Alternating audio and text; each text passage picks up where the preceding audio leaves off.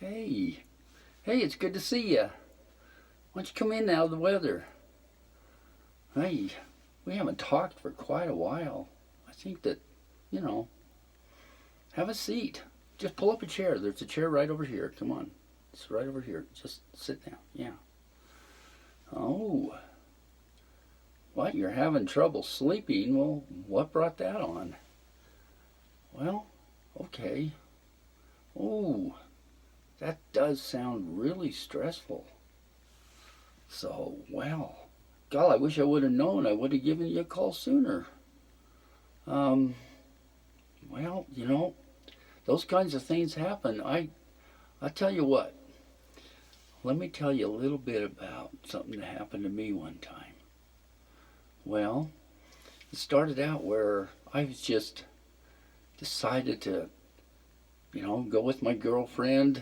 She was going to go with her girlfriend and go over to a restaurant. And I just thought, well, I'll just come along. I'll come along with. And, well, I decided, I'll take a separate vehicle, seeing that I was just, didn't quite get to work. And I thought, well, shoot, I'm going to take a long lunch and I'm going to go with. Well, the thing that happened was when I got there, it turned out my girlfriend had a girlfriend that met her there, and when she saw me as like somebody that was taking her friend away. And so when they tell you, what little girls are made of, sugar and spice and everything nice, well, it isn't quite like that. Well, so as the story goes, I got in there, and we're ordering food, and this girlfriend, God, what was her name? Debbie? I don't know. Anyway, she says, "Hey, what's he doing here?" And I'm like, "What?" And she says, we didn't. I didn't come here, to have you come along. I came here to see your friend." And I felt like, whoa, man, I just got sized up with a 2-foot level. Well, anyways, the thing that I just thought, well, okay, I ordered my food. I guess I'll eat it, I just like looking at this girl, and I'm like, well, what? I mean, that's pretty rough, and she was mean about it. And so I just sort of ate my food and sort of just slipped out the back door. And, the thing that really killed me was my girlfriend did not defend me at all. She just, oh, goodness.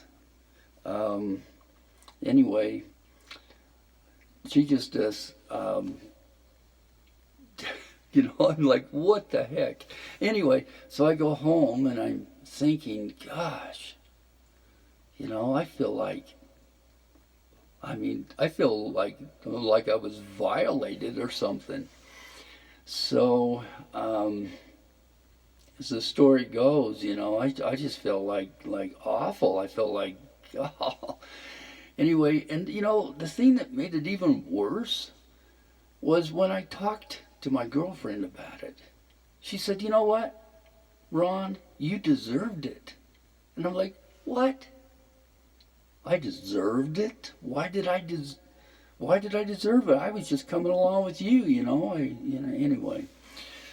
So, that really put a strain on our friendship, and I was not really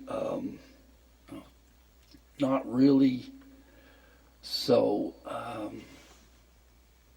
totally mature at the time. I was in my early 20s, and it really did hurt me, and so, but it sounds to me, from what you're telling me, that a similar thing happened to you. Maybe not exactly the same, but it sounds like you went um, with some friends to some party, something with your work, and apparently, yeah, yeah, your boyfriend just like totally, ostracized you right there. Just didn't even stick up for you. Just was totally rude. And then all of your coworkers standing around, and they're just like me. He didn't even defend you. Just let them sort of giggle and sort of snicker in the background. And so, I really feel for you because I have gone through this. This has been, a couple of times where, boy, you feel like, gosh, I wish somebody could just beam me out of here because this is not where I want to be. And I just, I want to disappear. I want that Harry Potter invisible cloak to be put over me so I can just disappear. So,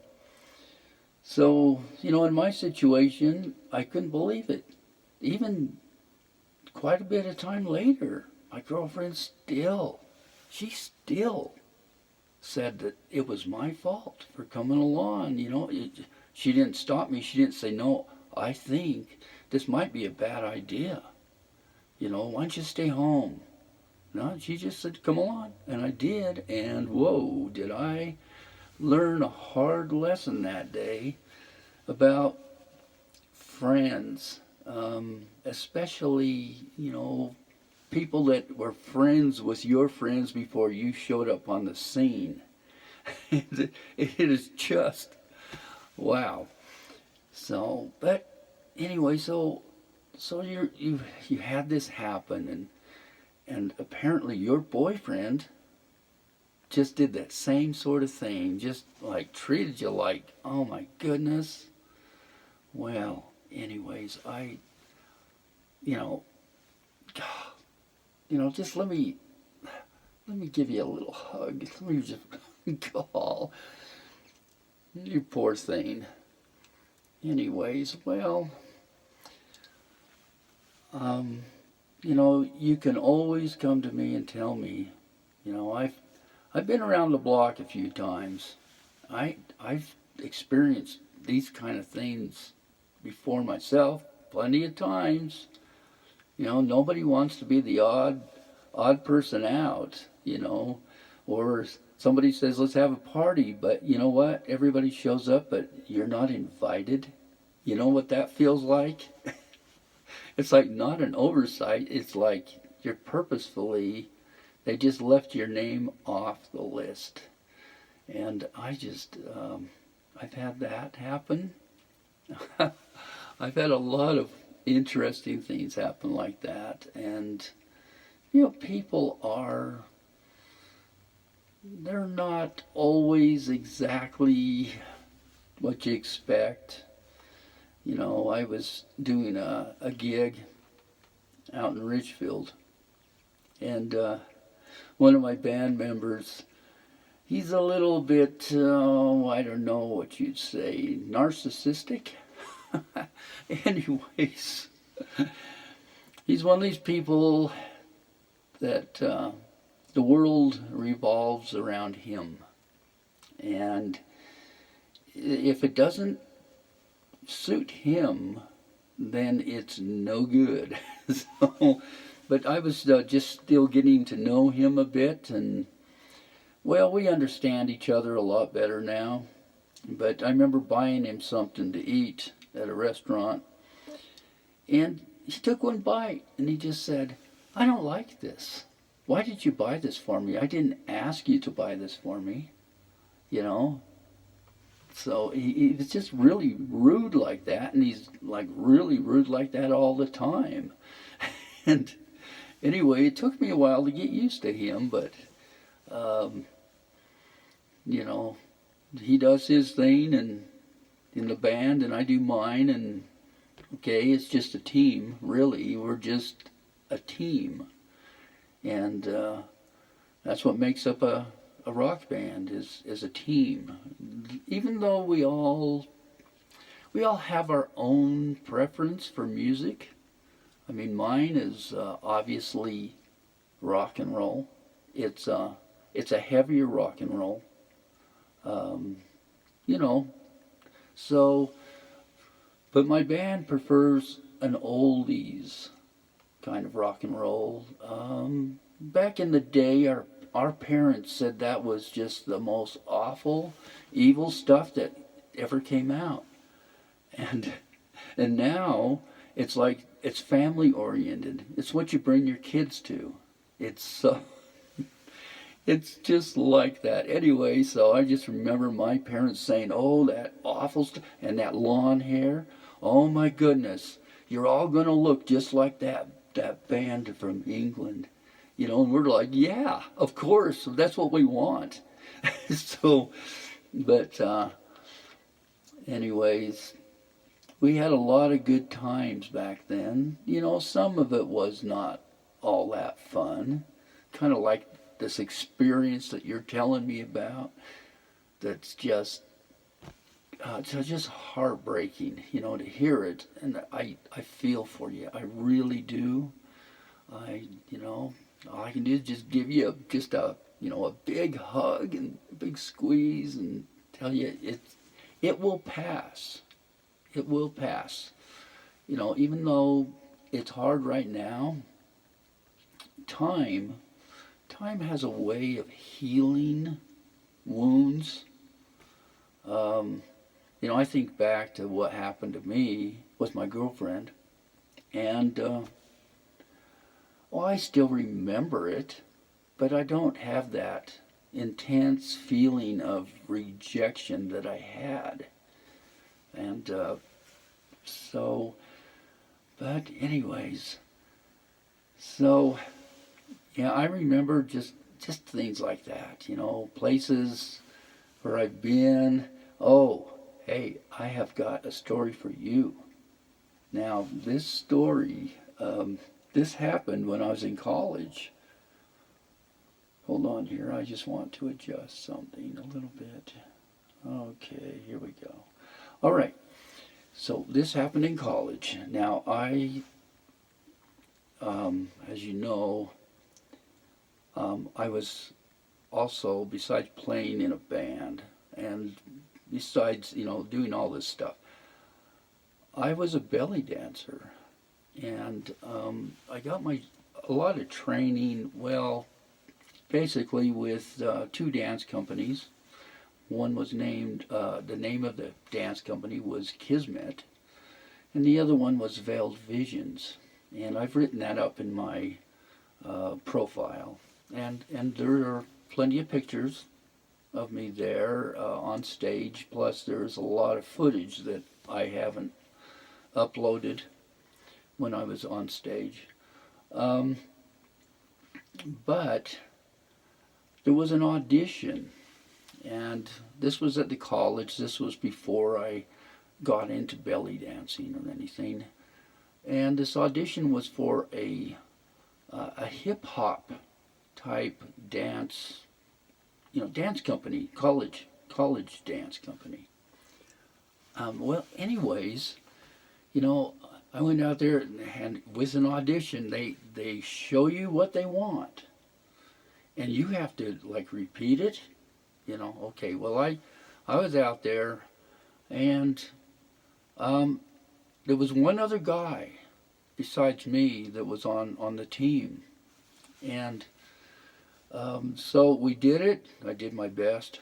Obviously, it wasn't my forte, So I was into more smooth, this kind of stuff, rather than the fast stuff. Anyways, we did the thing. We were filmed, like they do, college campuses, so they can go back and review. And afterward, they just said, okay, so and so and so and so, all these people are on the dance team.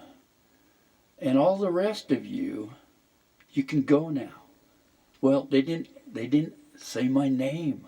They didn't say Ron. Yet my buddy got on the dance team, and I'm like, hey, wait a minute here.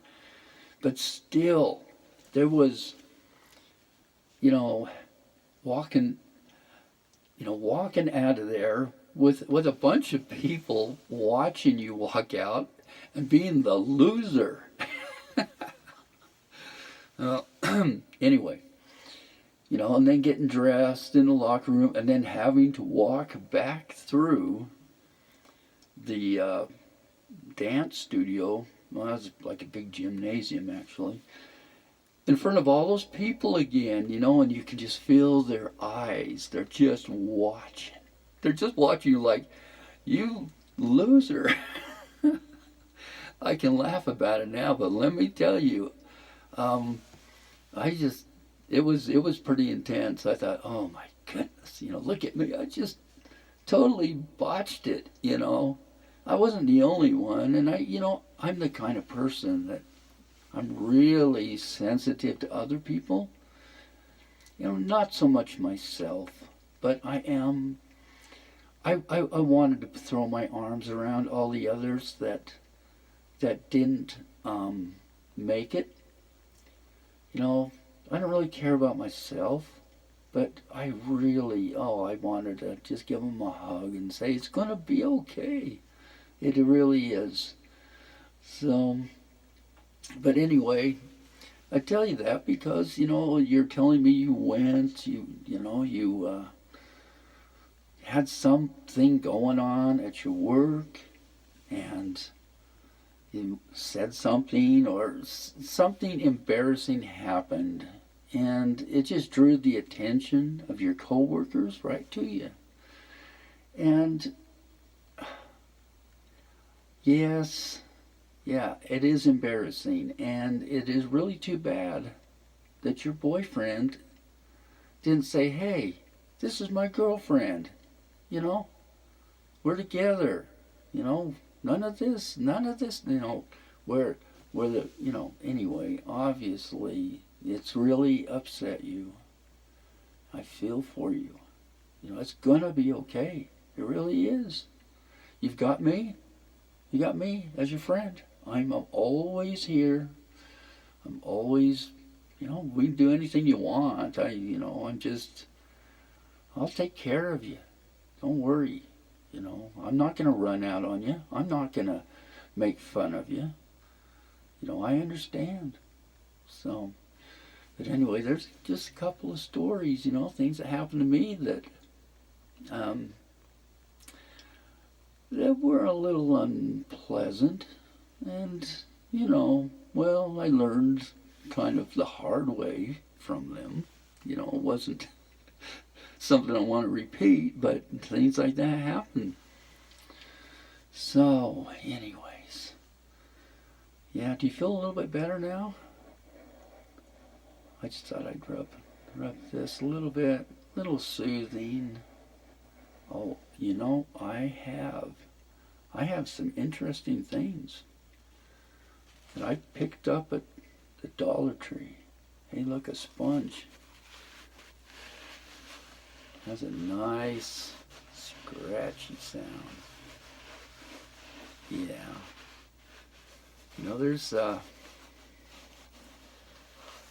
tell you, when I started getting into this stuff, I tell you, this would knock me out. I was one of these people that never goes to sleep.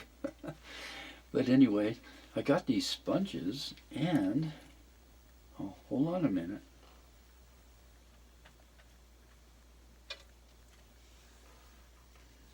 Okay.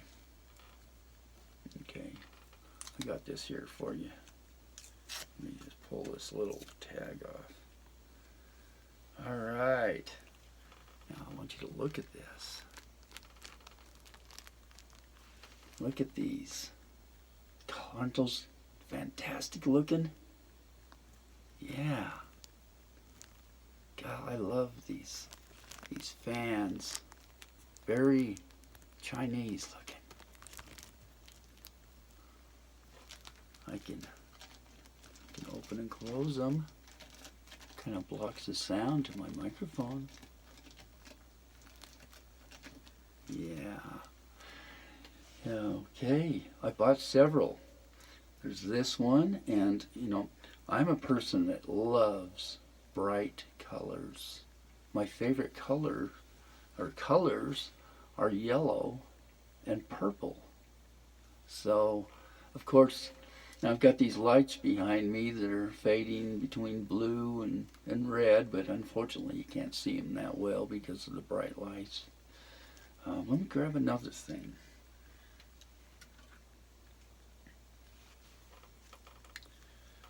Okay, I want you to see this one. It's green and gold. Yeah. I just love stuff like this. I love color. I'm just different in that sense. I'm always looking at the sky, Look at the sky. We're all looking down at our phones all the time. But really, I see a lot of things. When I look up at the sky, the clouds, paint pictures for you. You can make stuff out of them. Excuse me. And, mountains, the birds. I really love nature. And, I could probably have made a very good mountain man, But, anyways, that's where I go for peace. I go for a walk and look at the sky. Lay on the grass and stare up. Stare at the sky at night. Stare at the stars. See the stars. So, okay, friend. Do you feel any better? Hey, hon, it's okay. Look, it's okay. Look, this will pass, and yeah, you're gonna be just fine. Yeah, just fine. Alrighty then. You feel free to stay as long as you like. I'm just here working on my different crafts. Here's another thing that I was working on. Let me show you. Hope it doesn't there we go. This is a coin belt. Stuff that I wear on stage. Let me get this thread out of it, maybe. I don't know if you can see that. Maybe it's a long, dark hair from a brunette. Who knows? Anyway, so I like stuff like this. I love to do arts and crafts, and I love to build things. Build things and make really good looking things like this. I don't know if you can hear that. Anyway, I have other coin belts and swords and stuff like that that I used on stage, and they really make a lot of beautiful sounds. I do play zills, which are like finger cymbals, and I do play Egyptian drum, and of course I dance. So I do that, and in the band I play the bass, electric bass, and I also run the mixer boards. I'm the guy out in the booth, so making sure all the sound is balanced and coming in properly, right frequencies. But anyways, I just thought I would, get with you and to get with my friend here. Oh, that poor. I just want to give you a hug. I just don't know what to do. I don't know what to do about it. But this will pass. It will pass. Don't worry. It's okay. Just see. I can go like this. It's fine. It's fine. Everything's going to be just fine. Yeah. And you know, I'll tell you what. A little bit later on this evening, if you like, I can come over and I'll just read you a bedtime story. How would you like that? I'd be more than happy to do that. I love to read bedtime stories, and I love to make them up and read them. So, anyways, okay, my friend, all is gonna be good. Don't you worry. You take care now. Bye-bye.